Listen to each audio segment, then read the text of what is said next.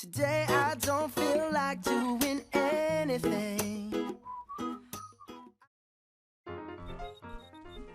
Doncs molt bé, seguim en aquest tercer tutorial explicatiu de com simbolitzar capes de polígons.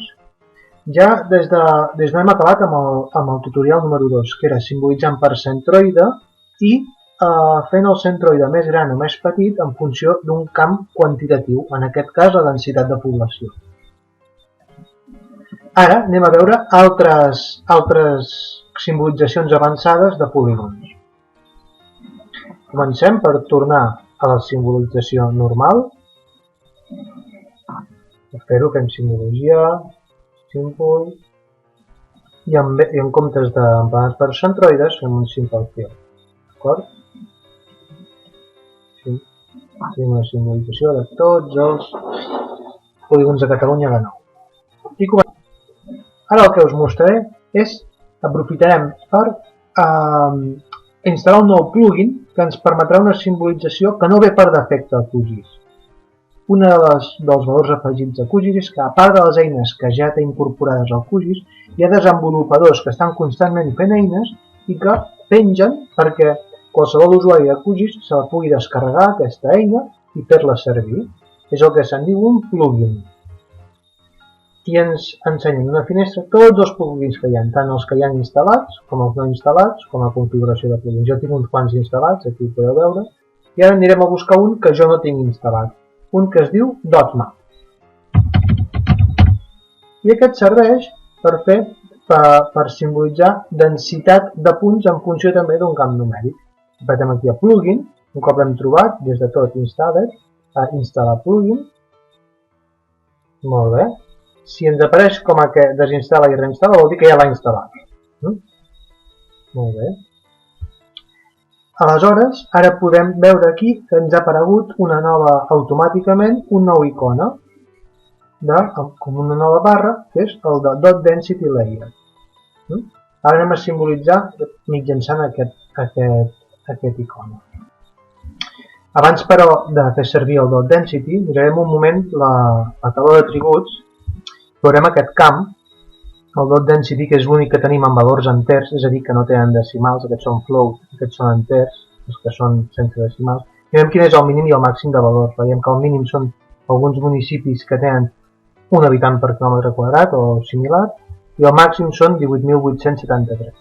Bé, aquest és perquè tinguem en compte el rang estadístic de valors que hi ha en aquest camp que ara representarem, de 18.873 a 1. Bé, doncs anem a simbolitzar ara sí, amb el plugin. Triem la capa, l'única capa que tenim ara mateix. Ja ens detecta un camp, que és el density. Un cop el seleccionem ja troba ell el mínim i el màxim. I li diem el número d'elements per dot. Per exemple, posem 1000. D'acord? Clourem la simulació. D'acord? I ens fa una densitat de punts, que evidentment podem simbolitzar de la manera que vulguem. Per exemple, molt bé, doncs jo al final m'he acabat tunejant la densitat d'aquesta manera, però ho desactivo i torno a tenir el mapa tal qual. Ara anem a fer una altra cosa xula, que és posar gràfics a sobre de cada municipi corresponents a unes variables. Anem a propietats i tornem a anar a diagrames, com hem anat anteriorment en el tutorial número 2, i anem al gràfic de pastís. Anem a triar, en aquest cas, dues variables, per exemple, homes i dones, i farem un gràfic en el que diferenciarem els homes i les dones. Quants homes i quantes dones hi ha en cada municipi. Anem a veure com ho munta. Segurament farà un bon pastís. Molt bé. Molt bé, pinta bé. Veiem tot el gràfic de sectors, la part que és dels homes i la part que és dels dones, per veure com es distribueix la població. No obstant, aquí veieu, podeu veure, potser us ha passat a vosaltres també, que hi ha uns gràfics més grans i uns més petits. A què es deu això? Això es deu a que encara heredo de l'anterior tutorial a mida, que havíem posat la mida escalada per la densitat de població. Us en recordeu? Doncs si volem que tots els gràfics tinguin la mateixa mida, hem de triar aquí mida fixada, per exemple, a 5 punts. Així tots tindrem la mateixa mida, el cercle, tots els qüestions. De fet, com ho tenia abans, estava poder millor, no? O sigui, podríem escalar fer més gran o més petit el cercle en funció de la densitat de població, o fins i tot en funció de la població total. Si diem aquí a troba, ens diu quin és el valor màxim i quin serà el valor màxim d'aquest. Posaré 15, que no es quedi tot ben tapat. M'hi poso d'acord i ens tornem a trobar amb un gràfic de pastissos consistent, d'acord? Una altra cosa que podem veure és la transparència. Aquí a diagrames, si anem a renderització, li podem donar una petita transparència per veure si tinguéssim a sota tinguéssim més informació o tinguéssim pintats els polígons d'alguna manera. També recordeu que a la llegenda hi ha diverses opcions. Per exemple, a mi la que més m'agrada és la llegenda col·lapsada, que ens dona aquí les diferents mides. Aquí podem triar manualment els intervals d'aquí, el títol de la categoria, per exemple, homes i dones.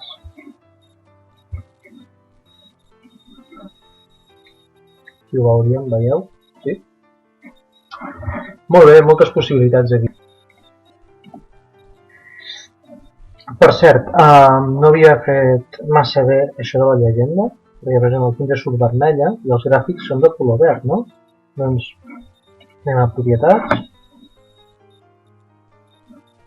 anem a diagrames, anem a llegenda, anem a mirar això que passa aquí i triem que el símbol no sigui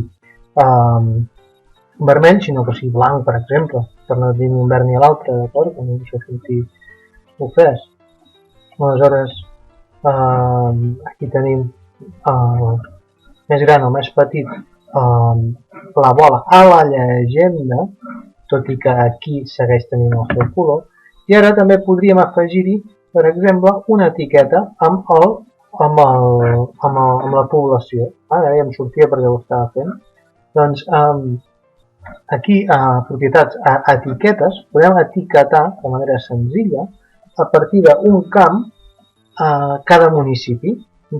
Per exemple, podem posar que ens aparegui al costat de cada municipi, al costat de cada gràfic, la població total. Podem triar el tipus de lletra. Aquí hi haurà tota una classe dedicada a simbolització d'etiquetes, però que tingueu en compte que la primera presa de contacte, que des d'aquí es fa etiquetes senzilles, pots triar un camp o fins i tot podries triar una regla. Perdó, senzilles, triem un camp, aplicaríem totes les típiques opcions de QGIS en quant a mides i tot així. Hem fet, per exemple, un zoom a Barcelona i veiem que tenim la població del municipi de Barcelona i dels municipis del costat. Evidentment, també podríem dir-li a l'etiqueta un altre camp, per exemple, el municipi. Tot tipus de toneig pel que fa a la localització de l'etiqueta respecte al punt, tot això ho podem mirar trastejant tot el menú d'etiquetes. És molt, molt, molt complex aquí de fugir, això sí. Però molt de joc. Formats. Wrapping vol dir que caigui de línia si el nom és molt llarg, que canviï a partir d'uns quants caràcters, que salti de línia. Per exemple, Sant Boi de Lluçanès, doncs Sant Boi i que baixi de línia Lluçanès. Ombra, aquí toneig, els que vulguis. Com us deia, la posició, que lliure, horitzontal, un offset respecte al centroide del polígon, una distància, bueno, aquí hi ha molt per córrer, molt camp per córrer en el que fa a l'etiquetari. Doncs bé, fins aquí la sèrie de tutorials de simbolització en QGIS de punts, línies i polígons. Com veieu, hi ha molt camp per córrer i us hem ensenyat els principis, els inicis, i teniu molts menús per mirar, per tocar i remenar.